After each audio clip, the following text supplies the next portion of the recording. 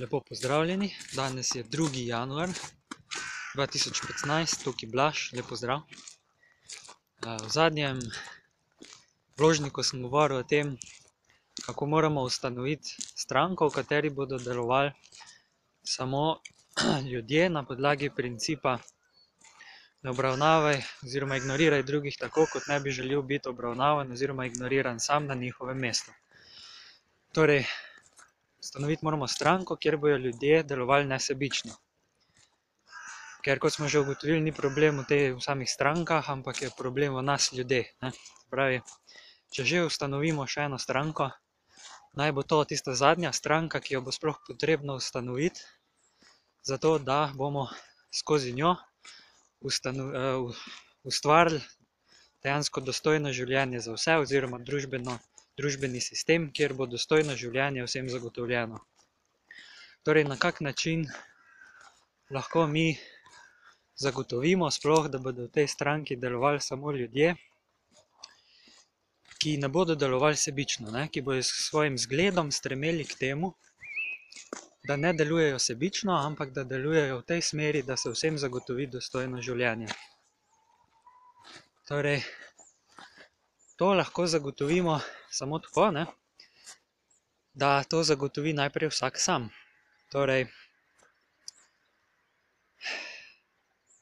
mi moramo biti najprej sami zgledni in delovati nesebično v svojem življenju in se svoje življenje oziroma svoj princip delovanja v življenju uskladiti s tem, da delujemo po tem principu, ko sem prej omenil. Torej, ne obravnavaj, ignoriraj drugih tako, kot ne bi želel biti obravnavan ali ignoriran sam na njihovem mestu.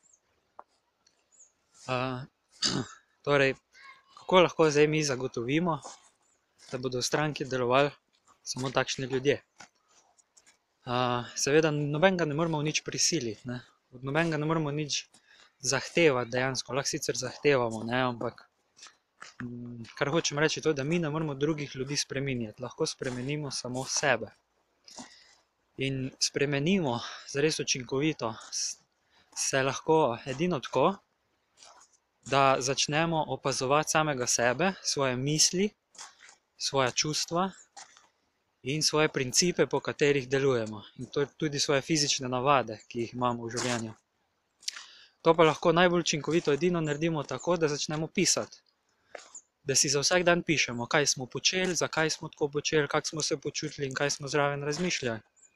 In potem v samoiskrenosti ugotavljamo dejansko, po kakih principih se mi v življenju usmerjamo. Ali mogoče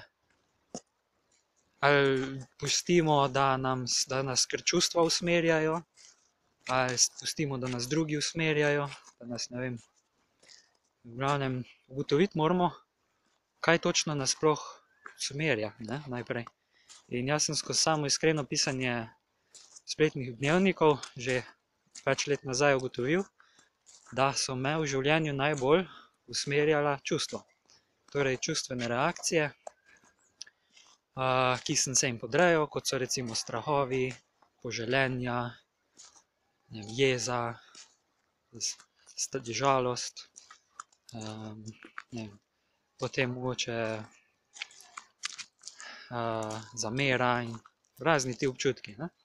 In dokler se takšnim idejam in čustvom podrejamo, dejansko se ne usmerjamo sami, ampak pustimo, da nas vodijo ta čustva in te naše misli. In zato moramo najprej v samoiskrenosti to preučiti in začeti pisati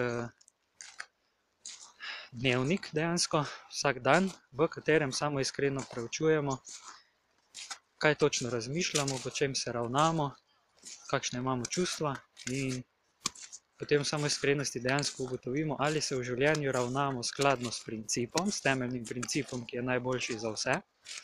Torej, ne obravnavaj in ignoriraj drugih tako, kot ne bi želel biti obravnavan ali ignoriran sam. In kadarkoli ugotovimo, da se ne ravnamo skladno s tem principom, potem enostavno zapišemo korekcijo. Najprej si odpustimo, da smo se do zdaj ravnali sebično, tako da pač zapišemo samo odpuščanje.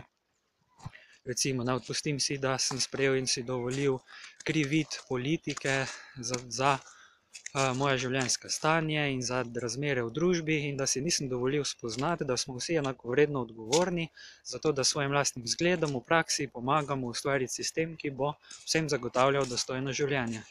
To je recimo en primer samoodpuščanja.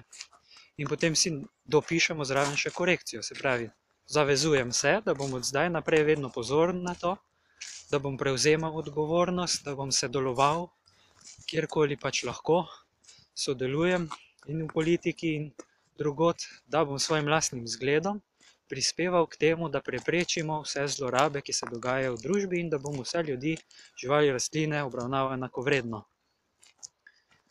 Recimo, to je primer, ki ga potem napišemo v blog, v svoj spletni dnevnik, bložnik.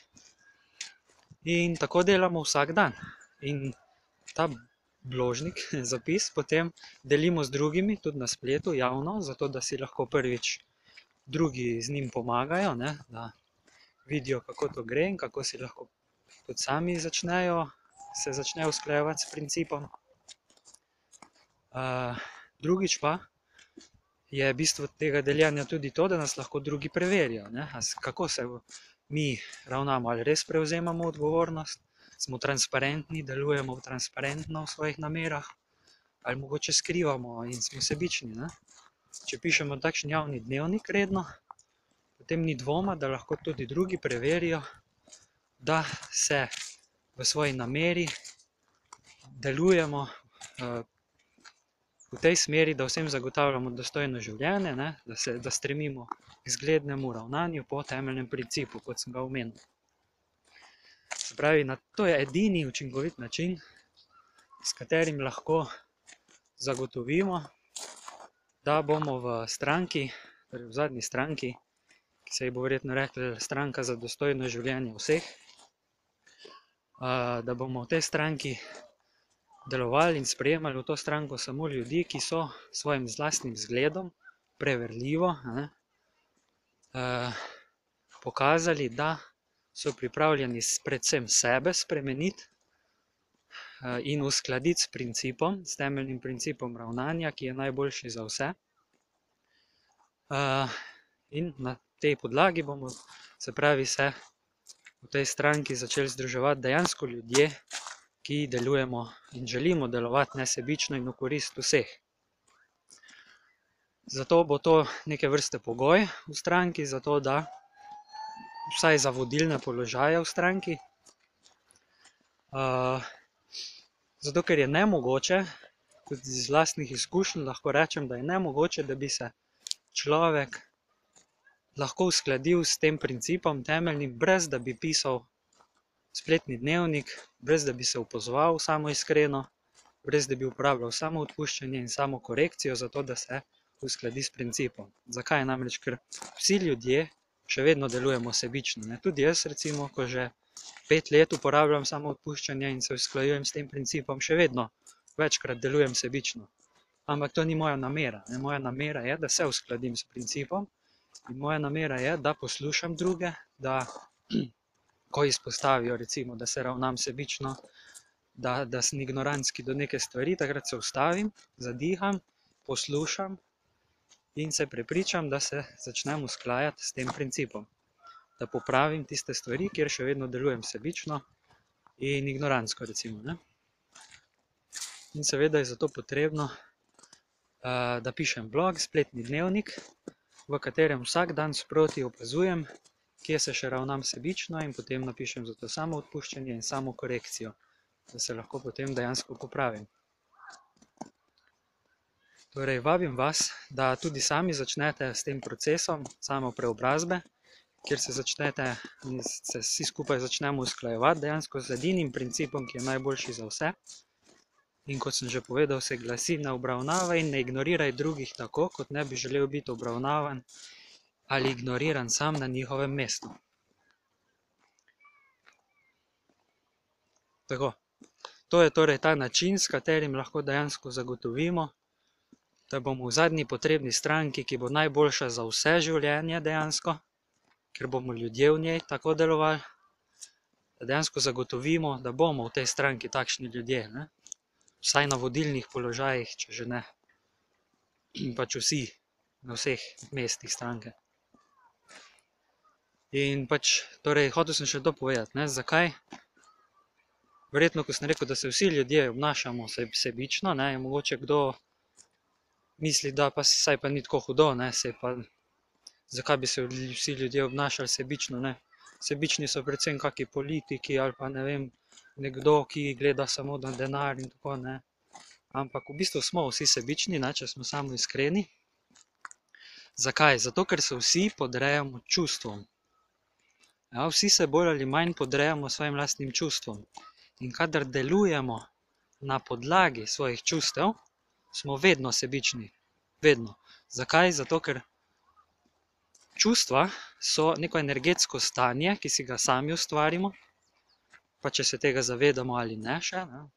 Čustva si vedno sami ustvarimo in to je neka energija, ki jo čutimo v telesu, in kadar si ustvarjamo to čustva, katerokoli čustvo, obravnavamo takrat samo oziroma upoštevamo samo svoje notranje stanje, ne, svoje misli. Ne upoštevamo zunanje realnosti, praktične realnosti. In takrat, ko si to čustvo ustvarimo, dejansko delujemo po njem in to čustvo nam dejansko zamegli razum. To lahko vsak sam preveri, ne vem, kadar, ali pa z opazovanjem sebe, predvsem lahko tudi drugih, ker recimo, ko je nek človek zelo čustven, zelo jezen, recimo, ne, takrat vidi samo to svoje čustvo, samo jezo, ne, samo hoče s to svojo jezo nekaj doseči in ne upošteva drugih, kako se drugi počutijo, da mogoče ni razumel drugih pravilno, ne, da je interpretiral neke stvari napačno, da to, kar on hoče doseči, v bistvu ni najboljše za vse in tako naprej. Zato so torej čustva vedno sebična. In zato moramo vsi ljudje začeti uporabljati princip samoiskrenega opazovanja in samoodpuščanja svoje lastne podrejenosti tem svojim čustvom. Zato, da se sploh dejansko lahko začnemo usklajevati s principom, kot sem povedal. Torej, to je to za ta vložnik. Tako da se vidimo naslednjič in lep pozdrav.